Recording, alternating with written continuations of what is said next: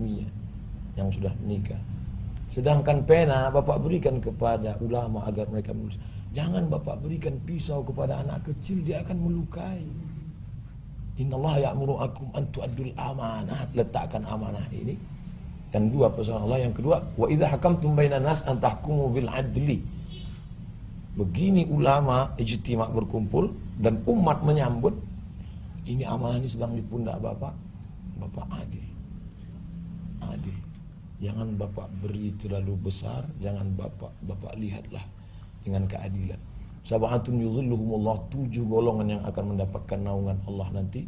Yauma la zilla illa zilluh, hari itu tak ada naungan kecuali naungan kita semua, hancur dunia ini. Yang pertama mendapatkan naungan itu adalah imamun adil, pemimpin yang adil. Mudah-mudahan Bapak termasuk. Jadi saran Ustadz, apa yang harus saya lakukan? Apa saya sudah?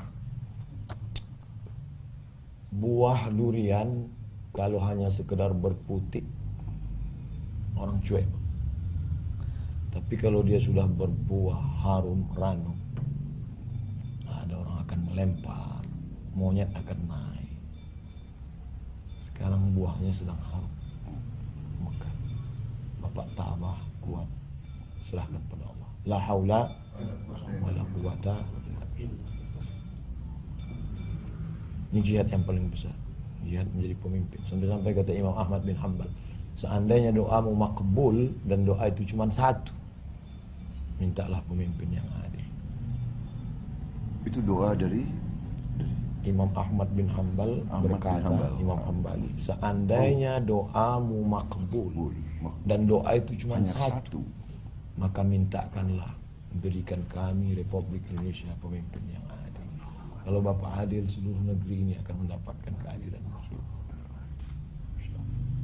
Bincang dengan presiden, diskusi soal Palestina dan lain-lainnya, saudara. Saya diundang, tapi saya tidak bisa hadir karena saya sedang sakit, kurang sehat. Tapi saya kirim, saya punya menantu, yaitu Habib Hanif bin Abdurrahman Al-Attas, saudara. Nah kemudian setelah bertemu dengan presiden, saudara, menjelaskan soal board of peace, menjelaskan soal Palestina, menjelaskan soal keadaan negara dan lain sebagainya dan lain sebagainya. Setelah itu ulama-ulama punya pandangan, ulama-ulama menilai. Ada yang kemudian mendukung, ada juga yang tetap tidak mendukung putusan tersebut. Ada yang sampai saat ini tetap mengkritisi. Nggak apa-apa, saudara. Yang penting presiden sudah mengundang ulama, undang kiai, yang diundang nggak main-main, saudara. Kiai-kiai sepuh, pimpinan pondok-pondok pesantren yang godim, saudara, nggak main-main. Dari Lirboyo, dari Tebu Ireng, saudara, dari mana-mana ulama-ulama diundang, saudara. Bagus. Saya bersyukur presiden mengundang ulama, mengundang habaib, mengundang kiai, diajak diskusi, memaparkan rencana-rencananya. Ulama mengkritisi, bagus. Memang mestinya begitu. Kalau perlu tiap bulan diskusi dengan ulama, betul? Takbir. Cuman kadang-kadang ada bocil-bocil kurang ajar. Tahu bocil ya? Nah kalau bocil nih bahasa gen Z apa gen alpha nih? Kurang ajar, ulama langsung dimaki-maki, saudara. Apa dia bilang? Ini ulama-ulama kalau udah masuk istana keluar mereka jadi budak hawa nafsu. Mereka semua tersesat, mereka semua ngejilat. Inna lillahi wa inna ilaihi raji'un. Nggak boleh begitu suudzon. Ada lagi yang lebih kurang ajar. Apa dia bilang?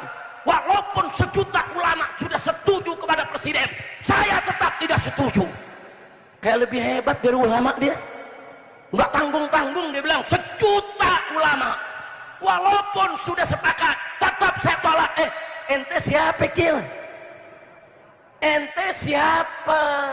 Kalau sudah sejuta ulama sepakat, itu bisa ijma itu, saudara. Ulama nggak mungkin sepakat dalam kesesatan. 1-2 ulama mungkin salah jalan, tapi semua ulama sepakat dalam maksiat, sepakat dalam sesat, mustahil. Enggak, ulama nggak bakal sepakat dalam kesesatan. Kalau ada kesesatan yang disodorkan oleh segelintir ulama, pasti ulama-ulama yang hak akan bicara, ulama-ulama yang hak akan mengkritisinya, saudara.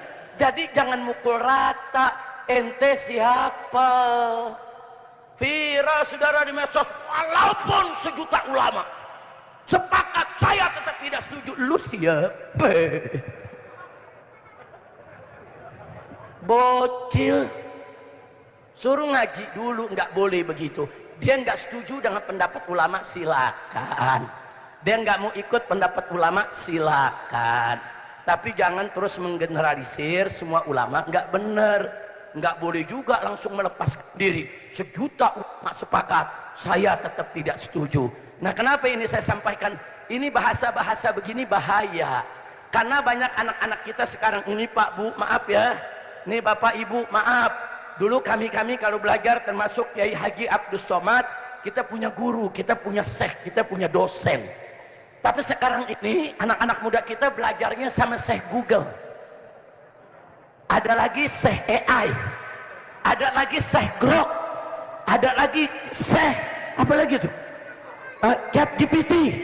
Ya Allah, bukan nggak boleh buka AI, bukan nggak boleh memanfaatkan Google, bukan.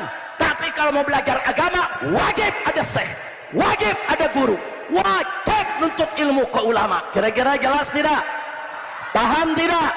Tapi kalau gurunya ke Google, ke AI, ya begitu hasilnya. Walaupun sejuta ulama sepakat, saya tetap tolak, pala lubumnya.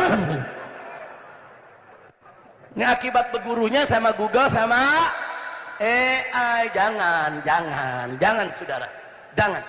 Presiden panggil ulama, bagus. Ulama diskusi dengan presiden, bagus tidak? Bagus. Nah, soal nanti ada ulama yang setuju, nggak setuju, nggak apa-apa. Biarkan, kita hidup dinamis, saudara. Islam ini nggak kaku. Kira-kira jelas tidak? Paham tidak? Nah, sekarang saya mau tanya nih, kalau ulama dipanggil presiden, diskusi, saya mau tanya, jelek apa bagus? Jelek apa bagus? Jelek apa bagus? Nah, kalau ulama diundang presiden, nggak boleh datang, nggak boleh dekat sama presiden. Ya nanti kalau ulama nggak boleh dekat sama presiden, nanti yang peluk presiden mafia, nanti yang rangkul presiden oligarki, nanti yang dekat presiden koruptor, nanti presiden dikelilingi oleh bandit-bandit penjahat, betul? Nah, sekarang saya mau tanya, Anda mau yang mana? Presiden dirangkul ulama atau dirangkul penjahat? Dirangkul mafia atau dirangkul ulama? Dirangkul koruptor atau dirangkul ulama? Giliran ulamanya mendekat, difitnah langsung. Astagfirullahaladzim. Jangan ya Pak. Percayalah saudara, mayoritas ulama di kita punya negeri, alhamdulillah masih di jalan lurus. Mereka nggak bisa dibeli. Kalau ada oknum-oknum 1-2 yang bisa dibeli, itu oknum saudara. Ulama-ulama kita di pondok-pondok pesantren, di majelis-majelis taklim, di mimbar-mimbar, di mana-mana tempat, alhamdulillah mereka masih lurus, masih tetap menegakkan amar ma'ruf nahi munkar, insya Allah. Nah, paham tidak kemarin ulama setelah bertemu presiden punya kesimpulan. Presiden berjanji, baiklah, kalau para ulama khawatir keterlibatan Indonesia itu dibom di lembaga perdamaian Palestina karena di sana ada Amerika dan Israel, kami akan pelajari dan kami akan lihat. Kalau memang nanti kami lihat, oh nggak ada manfaatnya, oh ternyata benar bahaya nih buat kami akan mundur. Paling tidak itu satu komitmen. Presiden udah sampaikan, kita lihat aja ke depan. Mudah-mudahan kita tidak terjebak dalam permainan Amerika dan Israel. Amin, amin ya Rabbal Alamin. Saya mau tanya semua di sini, siap bela Palestina? Siap bela Palestina? Takbir. Ada yang ngomong Habib, tapi sekarang yang bela Palestina Iran, Syiah. Jadi kita bagaimana Habib? Pak, Bu, kalau ada yang bela Palestina, Cina, Rusia, yang komunis, tapi dia bela Palestina, dia memerdekakan Palestina, dia lawan itu Israel, dia lawan itu Amerika, saya akan dukung itu Rusia dan Cina, saudara. Takbir. Ini bukan persoalan madhab, saudara. Ini persoalan kemanusiaan, persoalan keadilan, persoalan kemerdekaan Al-Masjidil Aqsa yang sudah 76 tahun dijajah oleh Israel, dan Israel dipersenjatai oleh Amerika dan negara-negara Arab sekitar Palestina diam, bungkam, nggak berani untuk melawan dua kekuatan tersebut, saudara. Begitu sekarang ada saudara muslim kita dari Iran melawan, dukung. Kalau Kalau kita mendukung Iran bukan berarti kita Syiah, tidak. Kita tetap Ahlus Sunnah wal Jamaah. Kita Ahlus Sunnah, siap jaga Ahlus Sunnah, siap bela Ahlus Sunnah, siap mati dalam Ahlus Sunnah. Takbir. Jadi kalau Rusia perang lawan Israel, perang lawan Amerika, merdekain Palestina, kita bela Rusia, apa berarti kita komunis? Enggak. Lalu kita bela Cina, hantam itu Israel, apa berarti kita komunis? Enggak. Kira-kira jelas gak? Tapi saya sepakat, akidah Ahlus Sunnah bentengi, akidah Ahlus Sunnah jaga. Yang di luar Ahlus Sunnah, saudara, jangan coba-coba untuk merusak Ahlus Sunnah. Mudah-mudahan Allah berikan kemenangan kepada umat Islam.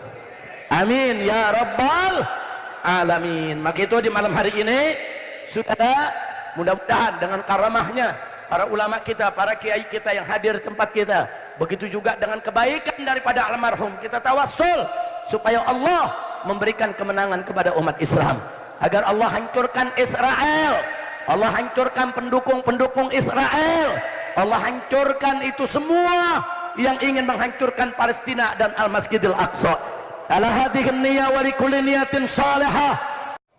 Yang pertama, kalau mau melihat orang baik, lihat setelah meninggal. Karena banyak orang waktu hidupnya baik, tapi setelah meninggalnya menjadi jelek. Kalau kaedah ini kita pakai pada Abah Haji Kemas Abdul Halim, waktu beliau masih hidup, biasanya dulu beberapa kali haul almarhumah ibu beliau kita di dalam, dan pejabat rasanya cuman yang hadir itu gubernur Sumatera Selatan. Tidak pernah ada sampai 2 gubernur datang kecuali setelah beliau meninggal. Dan sepanjang acara haul almarhumah ibunda beliau, tidak pernah saya satu majelis dengan Sayyidi Al-Habib Rizik Syihab. Jadi menurut hemat saya, tanda-tanda kaedah itu kalau orang sudah meninggal, orang lebih ramai, orang lebih banyak berkumpul, maka insya Allah kehadiran kita malam ini menunjukkan Abah Haji Abdul Halim adalah orang baik, insya Allah. Malam ini hadir Bapak Wali Kota, Bapak Gubernur, Wakil Gubernur yang hampir jadi imam tadi. Kata Pak Gubernur, Bapak Kasdam mewakili Panglima. Kalau Tuan pergi ke kali jangan lupa petik delima. Kalau selalu mewakili lama-lama jadi